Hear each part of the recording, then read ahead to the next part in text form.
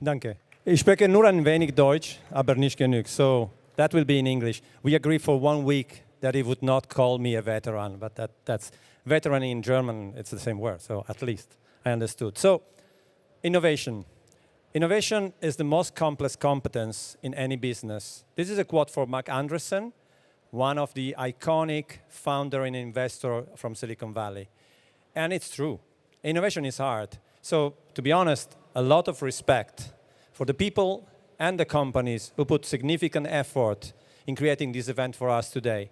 A live game, real player, young real player, but also a lot of, you've seen a lot of system from the video and live, you've seen a lot of system running like it was the final of Champions League, El Clasico, or Der Klassiker, I think you call it here. So I think sometimes innovation comes from a specific need. I spent some time in the last year speaking to referees, and what they would like to see is a real-time, 1 second maximum, 1 centimeter system that creates a 3D image of each player. And we're getting closer, but we're still not there. There is a need, and we try to innovate as a business to fill the need. Sometimes innovation creates an opportunity. So there is something that is now possible, and we try to make sense of it. And there are great examples, I don't know, super slow-mo, or other cases in technology where technology recreates new business model. Sometimes innovation is useless. We try, but we can't figure out. I remember the example for useless innovation, maybe you may disagree, when we had those funny glasses for 3D TV. That really didn't work for sport, at least for most of us. Very often there are 3 sources of innovation. One, and is the one that normally you consider innovation, comes from technology. But also, innovation can come from need of the B2B market. Broadcaster or media companies, like we call them today, need remote production because they want to optimize workflow. But innovation can come from fans. They change the behavior before we understand it. So we need to innovate to go where the fans are. The fans are ready. Hopefully, we sometimes anticipate what they want. To discuss all of that, I have a very interesting panel for you tonight, before food and beer, so I'm conscious of time. From Sweden, I'm really pleased to introduce Lars-Christer Olsson. He's a football executive with a deep understanding of how technology and innovation can really be a source of growth for football. We have met many years ago when he was at UEFA, and he will tell us a bit about his history. Second, from New York, Mark Waller. Basically, the guy that is bringing NFL in Europe, and some other stuff he's doing that we will discuss later, but really appreciate you, taking all the time to come here and be with us. And also someone from, he told me that. I know now a story about Dusseldorf and Köln.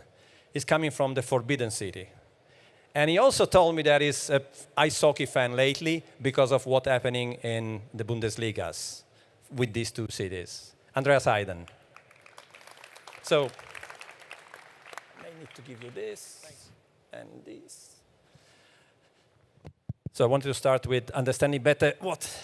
So everybody knows what the NFL is, because I think Germany is a great market for you in Europe, right? Fantastic market for us, yes.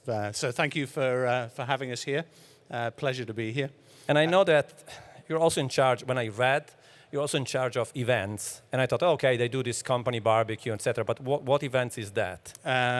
So our event season is really the Combine, the Draft, Kickoff, Pro Bowl, and Super Bowl. Those are the core events that are run by the league.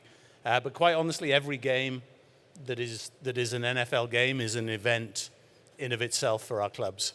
And I think it's also interesting because there is basically 3 different personas. You, in your background, even if now obviously you have wider responsibility, are at the core a marketer, if yes. I can categorize it a bit. Lars-Christer has always been a football executive, if not a sport executive before. Maybe we discussed athletics in '92 before. And Andreas is the product media and digital media guy with experience in media before football, I would say. So Lars Christers, can you explain the many hats that you have today in football? Because if I do it, I'll make a mistake, I'm sure. Yeah, I have several, and I've had some others also. But for the time being, I'm the president of the Swedish League and a member of the Swedish FA board. But in this position, where I'm here, I think it's more like the president of the European professional leagues, the European leagues, or the professional football leagues in. Which is what exactly? Yeah, it's an association of all the professional football leagues in Europe. So for the time being, we are 32 members. So all the leagues from Romania to the Premier League are members of the European leagues. And in addition to that, I'm also sitting at the executive committee of UEFA. It's enough. I had to say one thing. Yes. I'm also one of the veterans, as you understand. Okay. But since I met you, I think the veteran is a very nice word. So Thank you. Andreas, you're home somehow. DFL, CEO of the digital part of DFL. I know you know what was happening. What impressed you the most today? What was the impression from today? It's a football game, so yeah. I mean, we're kind of used to it, but the amount of technology was substantial, I think. Yeah, so I was pretty amazed that all plans worked out. So I think the experience today was really great. I've seen lots of new stuff from the presentations and the demos from the various companies presenting here. I like the game on the pitch. I think it's a great idea to show the youth, which is one of the core fundamentals of the Bundesliga, to have invest into the youth and develop them, to have them on the pitch, create data, learn from the data. It's very good. So I think there are different areas in which in football we can innovate and where innovation matters and innovation can be, the growing factor. One is, I would call it in the game for the game, which is a lot of what we saw today, especially on the pitch, obviously. But then there is the venue aspect, the venue experience. How can we innovate the venue experience for fans? And I've seen a research lately, I can't remember the source, I'm sorry, but that said that the two things that fans ask for stadium in football were better toilets and to have some entertainment around the football game, which seems pretty maybe basic innovation, but which to us in technology means, they need an app to understand, so we can always dream about it then. And then there is the media part. So how can we, as a business, serve the media companies that are buying the rights and executing rights with more content, more services? That's really a sector that's evolving. And then it's the direct-to-fan relationship. I think maybe starting with the in-game for the game and starting from the NFL, which is similar and very different from European football from many ways.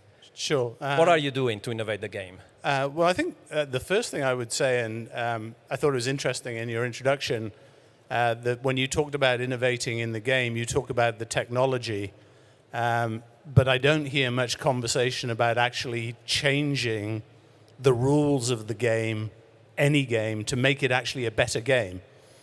So one of the things that we do as a league, we watch every game through the season, and then at the end of the season, we get together and we actually decide, are there rules for the game that should change to make the game a better game for the athletes or a better game for the fans?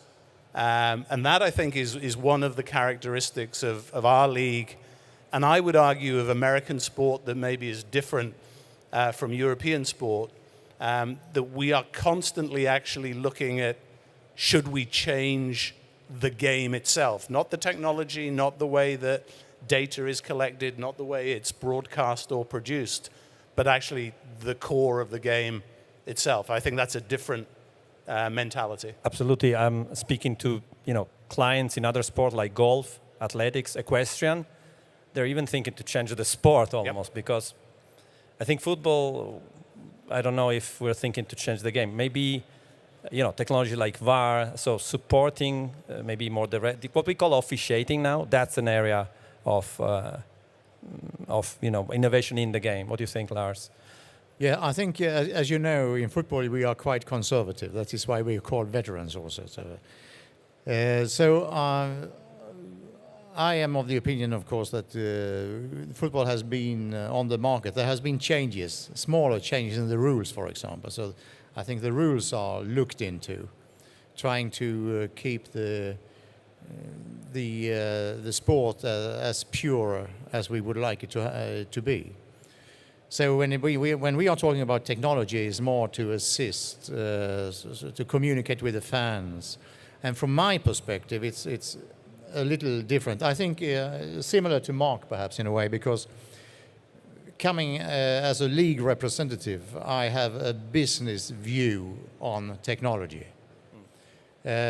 Sporting view when it comes to helping the referees to take the right decisions, for example, or giving information to coaches to changing the training programs and things like that, and the analysis and the statistics of a match. But for me, I think it's important to say that the connection between the competition organizer and the game itself and the fans is the most important part of it. And from a, if you want, DFL perspective, I think you're one of the league that does a lot to innovate the game, for the game, in the game. But do you think that, so in theory for you, it's like, wow, I have more content, more data. Do you think that in general, we figured out how to use all those data, or where are we? And where is DFL, by the way? Yeah. I think for DFL, first of all, it's important to control the whole value chain. As we heard from Mr. Seifert this morning, we, from the broadcast signal to the tracking of the data, to the digital marketing, to the sales, we all in-housed it. That helps us to drive innovation from within. We're the first league to roll out in Europe the video assistant referee. We have introduced many innovations around the consumption of media, the production of media, and most important, as it is our core business model, creating value for the licensee.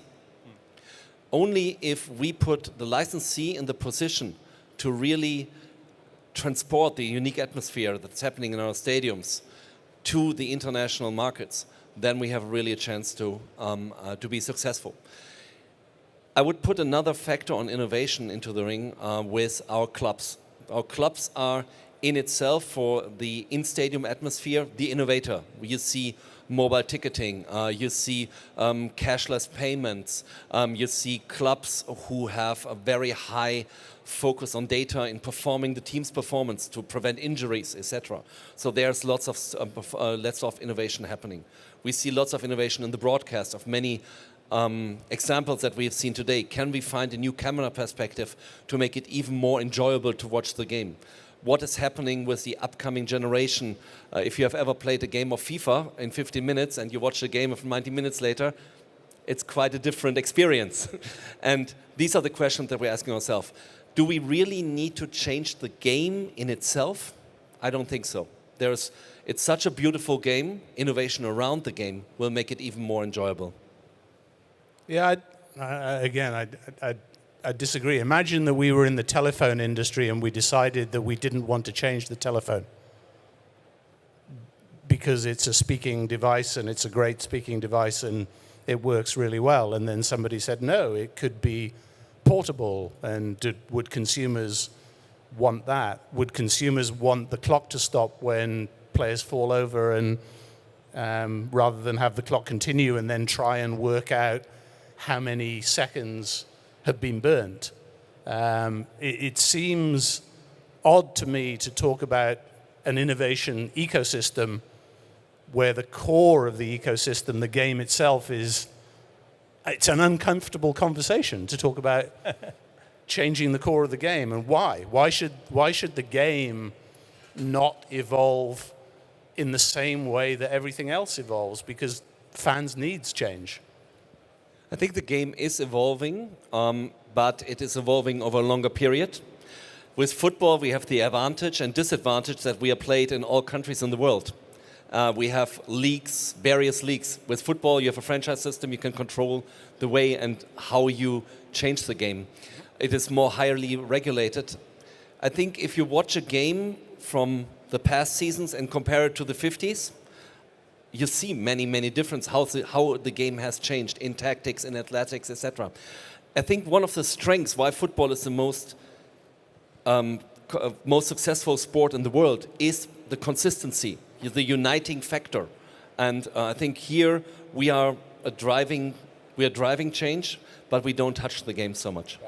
And I would say especially not letting the technology change the game, unless it's in line with what the game would like to present in a way. So I think I fully agree with you that the reason that football is so successful all over the globe is probably because the British were very good at keeping the rules as they were from almost from the beginning.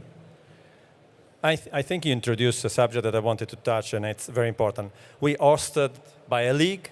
We're all representing leagues, but clearly NFL in the US and as an organization is in a very different ecosystem, not in a simple one.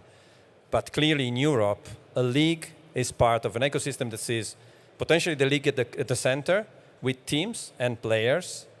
Then you see the media company buying media rights. And then you have brands sponsoring advertising and the fans.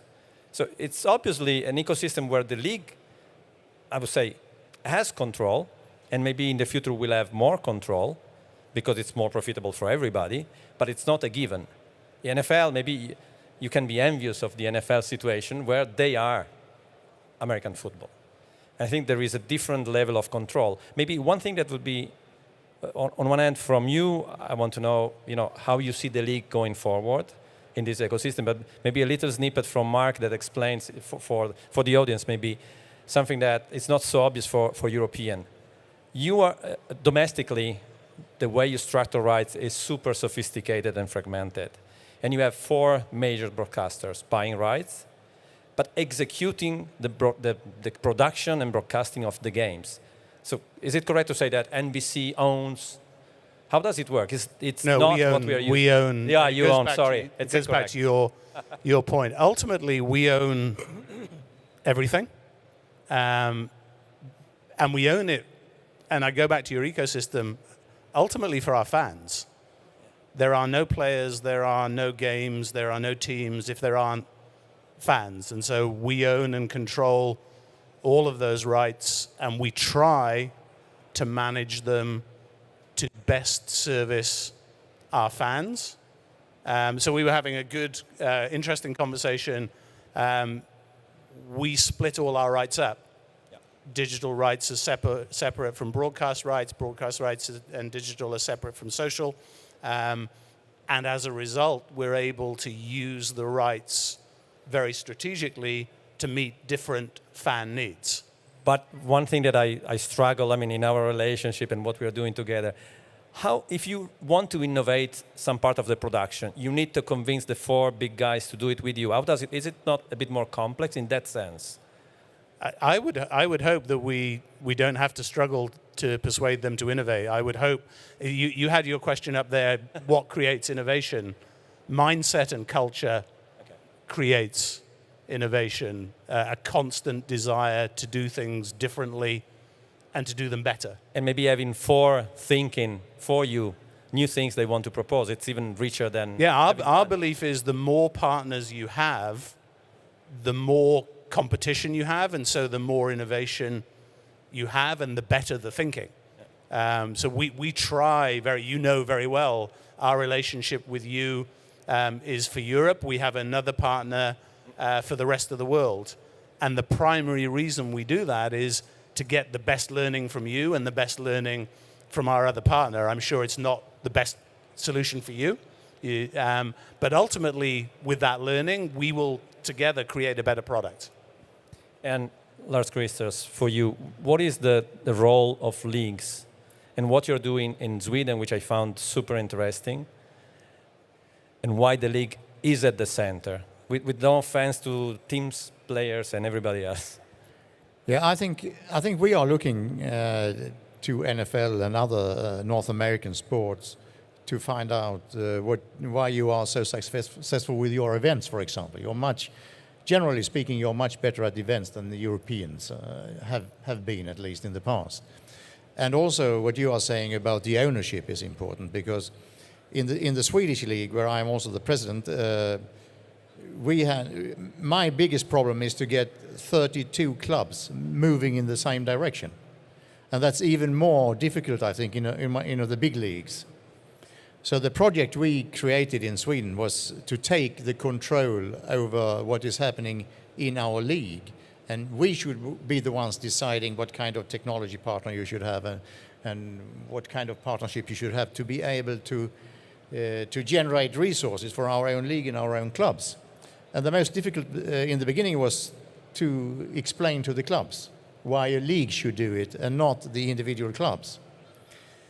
Because we are a smaller league, so our ecosystem and our competition looks a bit different. So we compared with another Swedish company, Spotify. A lot of people are listening to music via Spotify. And we said to our clubs, they are charging you 99 Swedish crowns a month.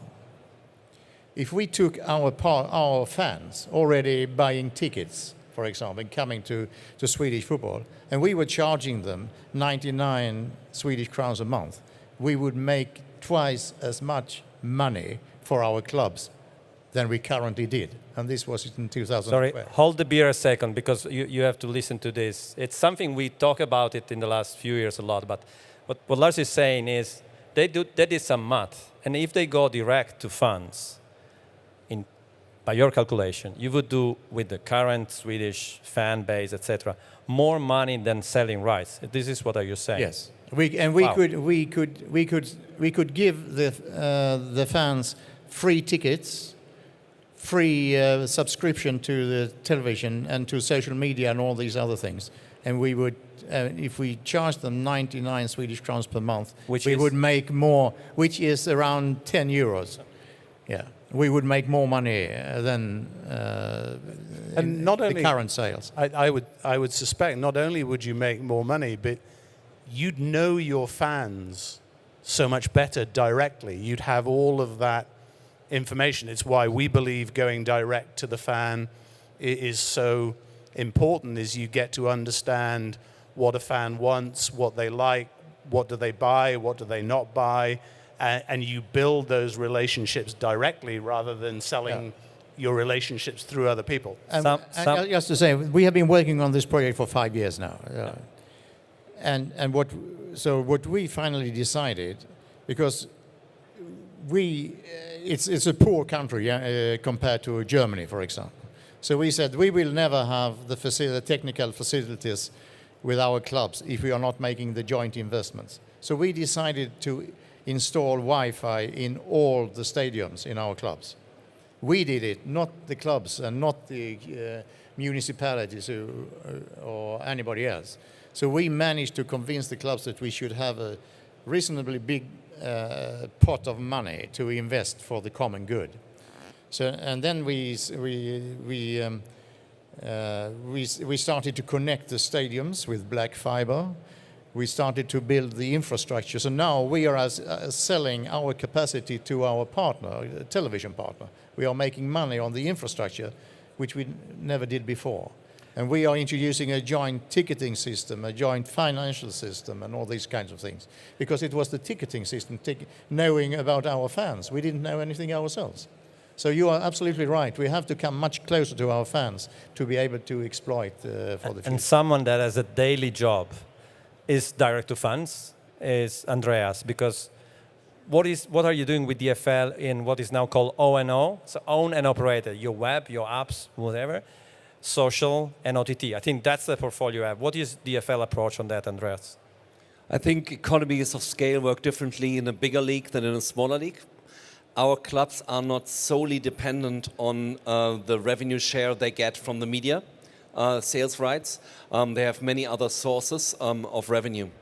For us, when we talk together, when we do a deal with a broadcaster, the broadcaster brings two values. On the one hand side, he brings cash. We need cash to operate the league.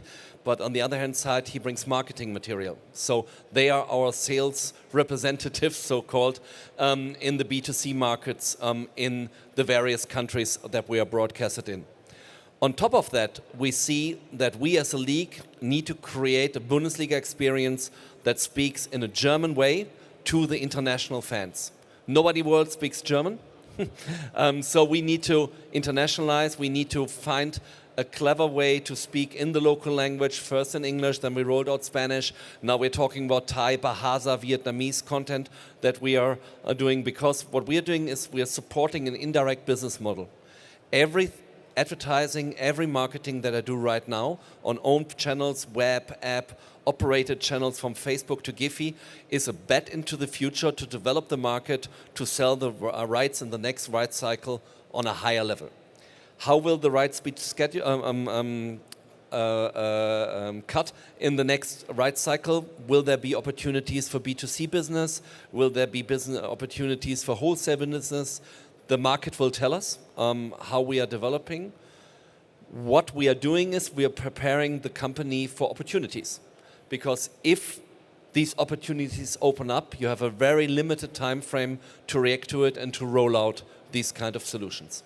I think you mentioned the word international, which was one of my last subjects I wanted to talk about. Obviously, your role is bringing NFL international. And I think my reading from far, you're doing it with the London Games, organizing games in London, etc. And with the OTT solution Game Pass, which is in 61 countries. And that's I see the innovation you need to go international is basically OTT and deep B2C marketing, understanding the fan. These two things, and I think it's a good advice for the other leagues, you need to learn a lot before you need it. Would you agree? Yeah, and I mean, if you think about our challenge, we have a sport that isn't played in many countries. And so actually our challenge is, how do you take the live game experience and give fans around the world the opportunity to enjoy that directly? So whether it's taking games to London or taking games to Mexico or Game Pass live streaming, ultimately our goal is the best experience we have is the live game experience. It's better than any other sporting experience in the world, I would argue. But if you don't get to see it direct, you don't get the benefit. So the whole reason for taking the games to London and Mexico is give people a chance to know what a 4.5-hour NFL experience is like. What is the tailgate like? What is the pre-game show? What is the halftime?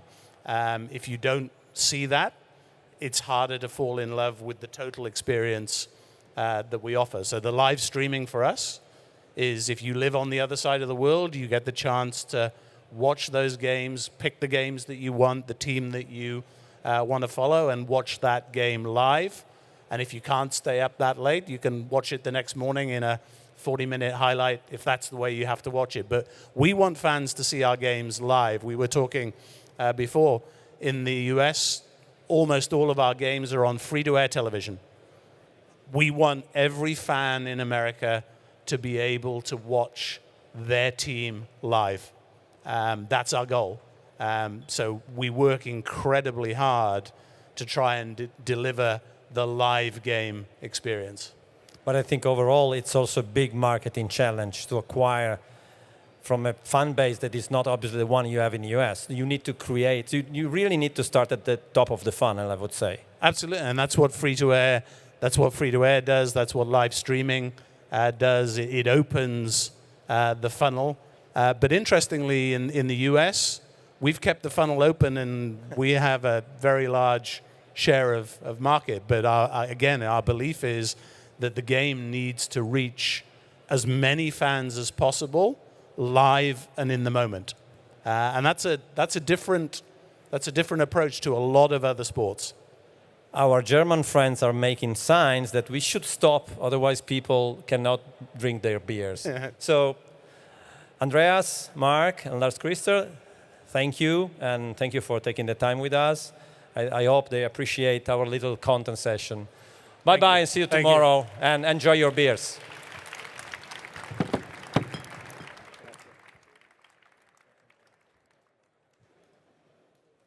Thank you very much.